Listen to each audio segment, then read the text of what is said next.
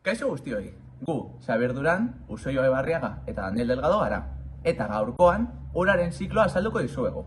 Bereziki, LH lauko ikasle hoiei zuzenduta. Esan beharra dago, norbaitek gure bideoa erabili nahi badu, gure lana aitortu behar duela.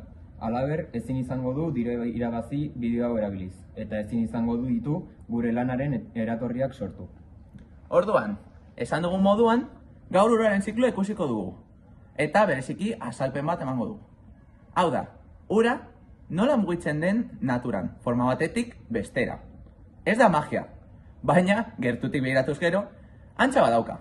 Orduan, hasteko 3 hitz nagusi ikusiko ditugu. Alde batetik, lurrunketa.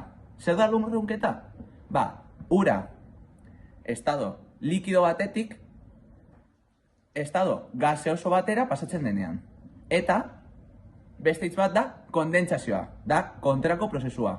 Ura, gas egoeratan egotetik, berriro ur egoerara pasatzen denean. Eta azkenik, prezipitazioa. Hau da, euria, elurra, edo kaskabarra erortzen denean. Orain, evaporazioa azaltzera goaz, edo lurrunketa. Imaginatu, eguzkia itsasoa berotzen ari dela. Ura, berotzen denean, puf, lurrundu egiten da. Eta gorantz igotzen da. Beheko ura desagertu egin dela dirudi. Baina ez kezkatu. Ez dizue inor lapurtu ura. Forma saldatu da besterik ez. Orduan, botako dizuet galdera bat.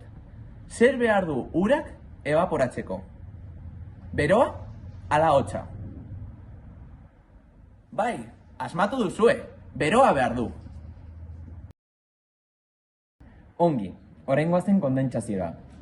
Ura lurru moduan igo denean oso hotza dagoen airearekin topo egiten du. Eta zer gertatzen zaio lurrun beroari aire hotzarekin topo egiten duenean? Hoztu egiten dela. Hori gertatzean, lurrun hori tanta txiki batzuetan bihurtzen da. Eta tanta horiek elkartzen direnean hodeiak sortzen dituzte. Egunean zehar ikusten ditugun forma zuriska horiek ez dira arte pilak. Naiz eta batzuk horrelako pelutxe erraldoiak diruditen. Beraz, gogoratu, evaporazioa, ura lurrun bihurtzen da, eta kondentsazioan lurruna tantetan bihurtzen da, eta horiek hodeiak sortzen dituzte. Orain, galdera batzuentzat, zer bihurtzen da lurruna hozten denean, tanta txikietan ala izotz bloke handietan? Hori da, tanta txikietan bihurtzen da. Bueno, eta orain, azken pausura iristen gara, prezipitazioa. Hodeiak tantazkorekin betetzen direnean pisua gehiagi bihurtzen da, eta hodeiek esaten dute, ni gehiago ez naiz aguantatzen, eta bera doaz guztia. Horregatik egiten du euria, edo hotzago badago elurra, eta batzuetan kaskabarra. Beraz gogoratu, ura berriro lurrera itzultzen da, ibaietara eta itsasoetara, eta prozesua berriro hasten da. Horregatik esaten dugu hau dela ziklo bat, beti voltatzen delako hasierara. Nire lagunek esan dutena laburtuko dizuet. Evaporazioa ura berotzean lurruna bihurtzen denean da. Kondentsazioa lurruna hozten denean eta hodeiak sortzen direnean da. Eta prezipitazioa nik azaldu dizuetana, ura bera erortzen denean euria, elurra edo kaskabar moduan. Etaren bai, eguraldia hidu txikiak zarete. Ez dakit eguzkia aterako den, baina bideo amaituta ziur nago ideiak buruan argi geratu zaizkizuela. Eta azken galdera botako dizuet, zer da prezipitazioa? Hodeiak hustu eta ura bera erortzea ala hodeiak oporretan joatea?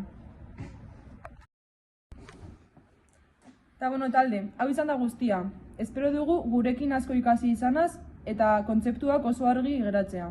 Eta, inolako zalantze esan ez gero, ez dezazue beldurra izan eta idatzi komentariotan. Ale, agur!